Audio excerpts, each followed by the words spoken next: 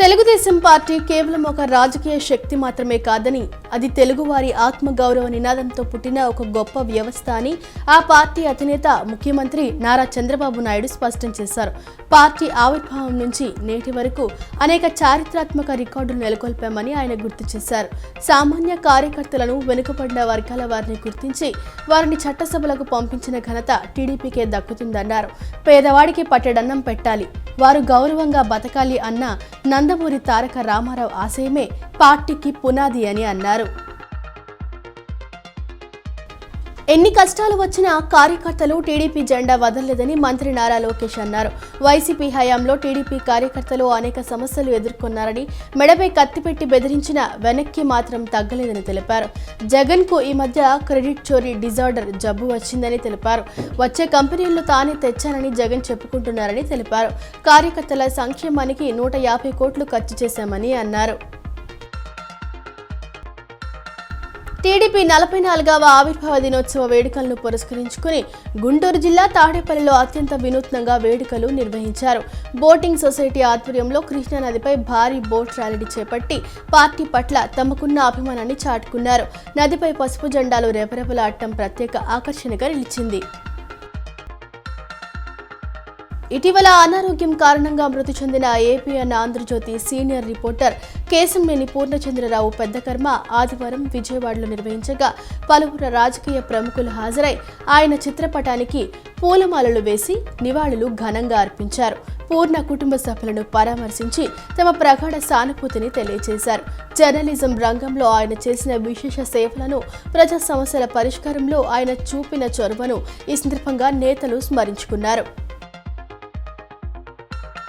రాజకీయాలతో పాటు నిరంతరం సేవా కార్యక్రమాలు నిర్వహించడం వల్లే తెలుగుదేశం పార్టీ 44 ఏళ్లుగా ప్రజల గుండెల్లో సుస్థిర స్థానం సంపాదించుకుందని విజయవాడ తూర్పు నియోజకవర్గ ఎమ్మెల్యే గద్దె రామ్మోహన్ అన్నారు. ముఖ్యమంత్రి చంద్రబాబు నాయుడు అసెంబ్లీలో ప్రకటించినట్లుగా 2027 నాటికి అమరావతి, పోలవరం ప్రాజెక్టులు పూర్తవుతాయని పేర్కొన్నారు. అంపాపురంలో టీడీపీ 44వ ఆవిర్భావ వేడుకల్లో పాల్గొన్న ఎమ్మెల్యే యార్లగడ్డ వెంకట్రావు ఎన్టీఆర్ విగ్రహానికి నివాళులు అర్పించి ఆయన ప్రవేశపెట్టిన చారిత్రాత్మక సంస్కరణలను కొనియాడారు. సీఎం చంద్రబాబు నాయుడు అమరావతికి చట్టబద్ధత కల్పించడాన్ని స్వాగతిస్తూ గత ప్రభుత్వ వైఫల్యాలను మరియు జగన్ అనుసరించిన ద్వంద్వ నీతిని ఆయన తీవ్రంగా ఎండగట్టారు. సొంత తల్లిని, చెల్లిని గౌరవించలేని వ్యక్తి ప్రజలకు ఏం సేవ చేస్తారని ప్రశ్నిస్తూ వైకాపా పతనానికి వారి అహంకారమే కారణమని యార్లగడ్డ విమర్శించారు. తెలుగువారి ఆత్మగౌరవాన్ని ప్రపంచ వ్యాప్తం చేసిన మహనీయుడు ఎన్టీఆర్ అని సెంట్రల్ ఎమ్మెల్యే బోండా ఉమామహేశ్వరరావు పేర్కొన్నారు. తెలుగుదేశం పార్టీ 44వ ఆవిర్భావ దినోత్సవాన్ని పురస్కరించుకుని 64వ డివిజన్ పరిధిలో ఎన్టీఆర్ విగ్రహాన్ని ఆవిష్కరించారు.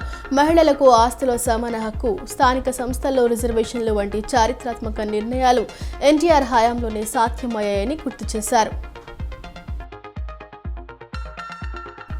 వెనుకబడిన వర్గాలు, మహిళలు, రైతుల సంక్షేమం కోసమే ఎన్టీఆర్ టీడీపీని స్థాపించారని ఆ పార్టీ ఎన్టీఆర్ జిల్లా అధ్యక్షురాలు గద్దె అనురాధ పేర్కొన్నారు.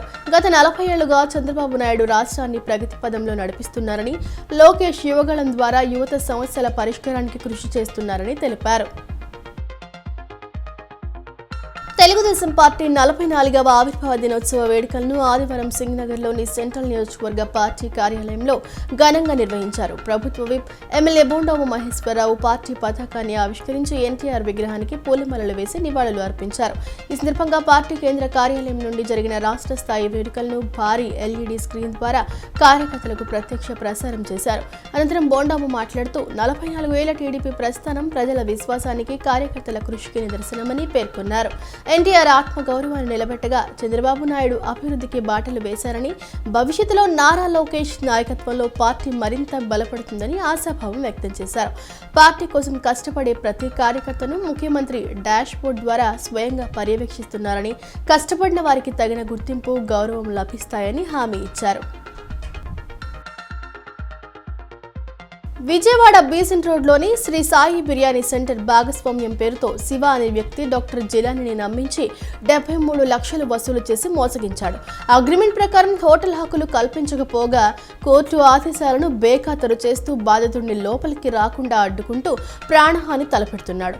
తనతో పాటు మరికొందరిని కూడా సుమారు 2 కోట్ల మేర ముంచాడని ఆరోపిస్తూ న్యాయం చేయాలని కోరుతూ డాక్టర్ జిలానీ కుటుంబ సభ్యులతో కలిసి హోటల్ ఎదుట ధర్నా చేపట్టారు.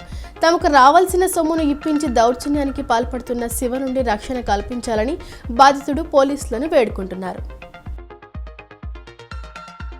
బీసీ వర్గాల అభ్యున్నతికి జీవితాన్ని అంకితం చేసిన మహనీయుడు హైలాపురం వెంకయ్య అని పలువురు వక్తలు కొనియాడారు. బీసీలకు ఒక వరంగా నిలిచిన ఆయన సేవలను స్మరించుకుంటూ ఆయన ఆశయ సాధన కోసం ప్రతి ఒక్కరూ కృషి చేయాలని పిలుపునిచ్చారు. సమాజంలో వెనుకబడిన వర్గాల ఎదుగుదలకు ఆయన చేసిన కృషి చిరస్మరణీయమని పేర్కొన్నారు. తెలుగుదేశం పార్టీ 44వ ఆవిర్భావ దినోత్సవ వేడుకలు పార్టీ వ్యవస్థాపకుడు నందమూరి తారక రామారావు స్వగ్రామమైన నిమ్మకూరులో ఘనంగా జరిగాయి. ఈ సందర్భంగా పామరు నియోజకవర్గ ఎమ్మెల్యే వర్ల కుమార్ రాజా ఆధ్వర్యంలో పార్టీ నాయకులు, కార్యకర్తలు భారీ ఎత్తున నిమ్మకూరు చేరుకున్నారు. తొలుత గ్రామంలోని ఎన్టీఆర్ దంపతుల విగ్రహాల వద్దకు చేరుకున్న ఎమ్మెల్యే నాయకులు వారి విగ్రహాలకు పూలమాలలు వేసి ఘనంగా నివాళులు అర్పించారు. తెలుగు జాతి ఆత్మ గౌరవాన్ని ప్రపంచానికి చాటిన మహనీయుడు పుట్టిన గడ్డపై ఈ వేడుకలు నిర్వహించడం గర్వకారణమని నేతలు పేర్కొన్నారు. అనంతరం పార్టీ చిహ్నం లోగో వద్ద ఏర్పాటు చేసిన వేదికపై వర్ల కుమార్ రాజా తెలుగుదేశం పార్టీ జెండాను ఆవిష్కరించారు. ఈ సందర్భంగా నిమ్మకూరు వీధులన్నీ పసుపుమయంగా మారాయి.